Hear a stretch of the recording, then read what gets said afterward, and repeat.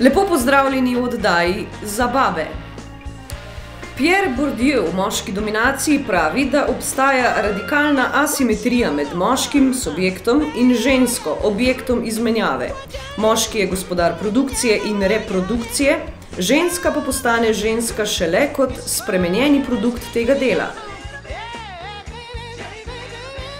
V drami Jackie pisateljice Elfriede Jelinek, dobitnice Nobelove nagrade leta 2004, ujame euforično vladavino slik, novo organizacijsko obliko 21. stoletja.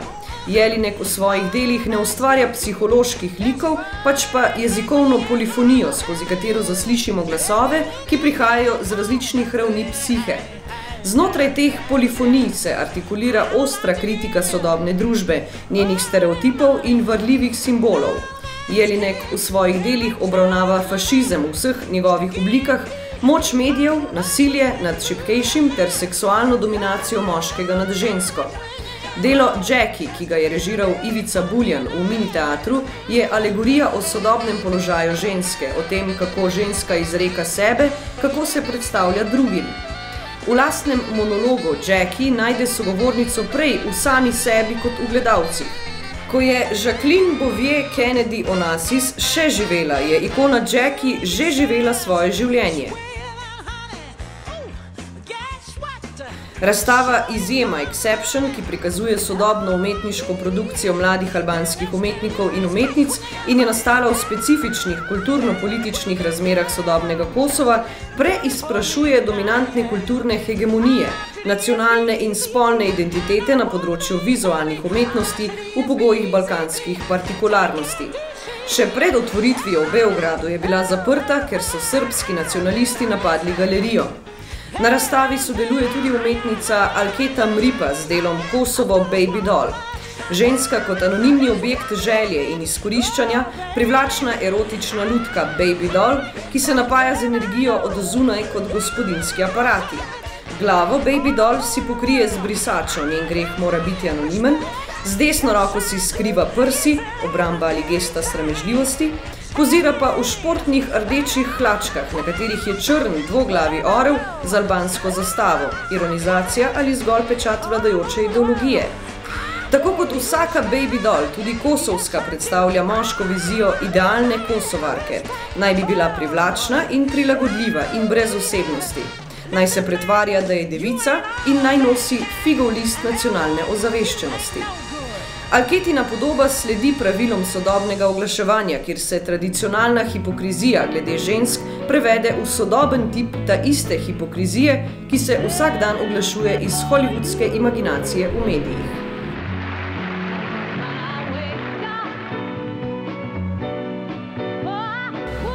Fitore Isufi pa s svojim delom Zastava ali nedolžnost poskuša razbiti enega največjih tabujev primitivnih družb in tistih, ki še vedno menijo, da je deviškost nekaj svetega, etičnega in simbol dostojanstva ženske v družbi, ženske, ki predstavlja družinsko moralo.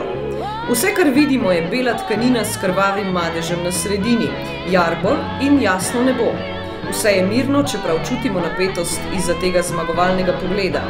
Čast, ki se jo daje zastavi, nedolžnosti, je ironija samega slepega verovanja v to zastavo, ki ne predstavlja vedno čistosti, etike in ponosa.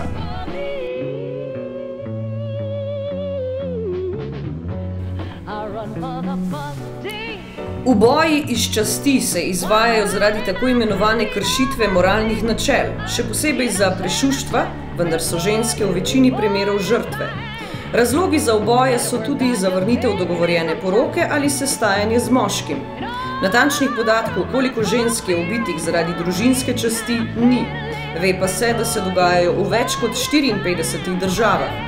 Ocenjujejo, da je vsako leto ubitih 5 do 10 tisoč žensk. Akcija proti ubojem iz časti, ki so jo začeli leta 2003, ima svojo spletno stran in odprto linijo za ogrožene ženske.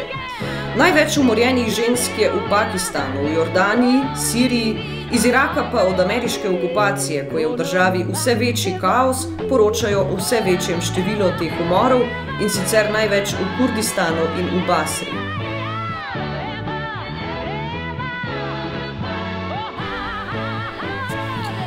V Veliki Britaniji je kanterburijski nadškof izjavil, da bi lahko glede družinskih zadev muslimanov v Britaniji odločala islamska sodišča. Njegova izjava burno odmeva v britanski javnosti. 27-letna Mehičanka Eufrozina Cruz iz Oaxace, območja, ki je poleg Chiapasa in Guerrera naseljeno s staroselci in kjer so socialni problemi najtežji, je postala voditeljica boja proti starim običajem zatiranja žensk. V večini staroselskih praks, ki so stare 1000 let, beseda ženska sploh ne obstaja, zato ne morejo sodelovati ali kandidirati na volitvah. Eufrosina zahteva, da se ženskam prizna pravica do sodelovanja v političnem življenju, zato je organizirala gibanje za enakost spolov, ki se mu pridružuje vse več pripadnic staroselcev. Prepričana je, da stare navade in običaji ne morejo biti nad ustavo.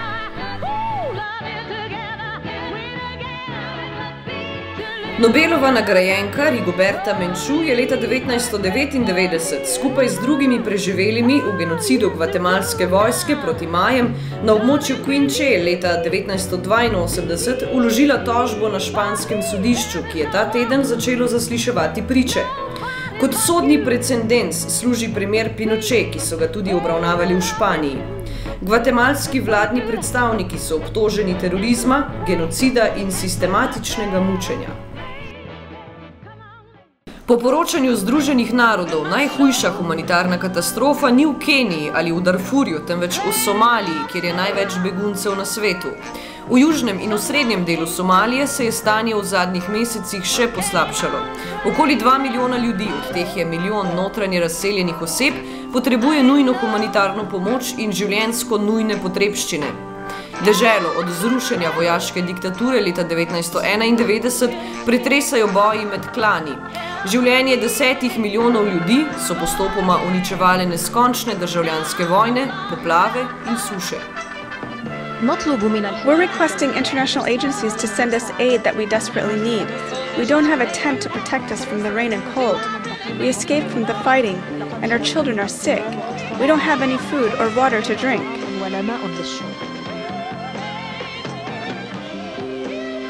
Italijanski filozof Giorgio Agamben v svojem delu Homo Sacer govori o golem življenju, človeku obsojenemu zgolj na fizično življenje, saj nima možnosti govora v polisu.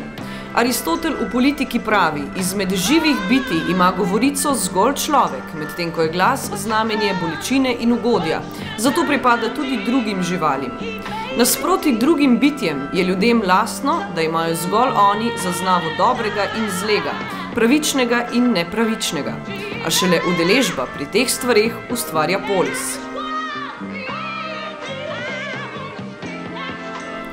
To je bila oddaja Za babe. Ostanite aktivni še naprej, tudi z nami.